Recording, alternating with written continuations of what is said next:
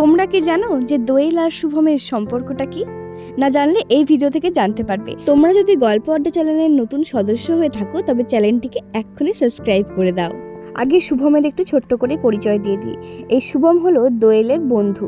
পায়েল এবং দোয়েল ইউটিউবে ফেমাস হওয়ার পর সঞ্জনা এবং শুভম ইউটিউবের পথে রওনা দেয়। যেহেতু পায়েল এবং দোয়েল আগে থেকেই ইউটিউবে ফেমাস ছিল, সেহেতু সঞ্জনা এবং শুভমকে বেশি পরিশ্রম করতে হয়নি। পায়েল দোয়েলের ভিডিওর পাশাপাশি সঞ্জনা এবং শুভমের ভিডিও আমার খুব ভালো লাগে। এবার তোমাদের মধ্যে একটা ডাউট ক্লিয়ার করে দিই শুভম এবং দোয়েলের সম্পর্কটা।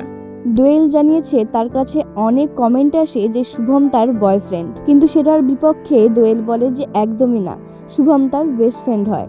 যেহেতু তাদের সম্পর্কটা অনেক স্ট্রং, তার জন্য শুভম তাদের বাড়িতেও আসা যাওয়া করে। দোয়েল সরাসরি জানিয়ে দেয় যে দোয়েল একদম সিঙ্গেল।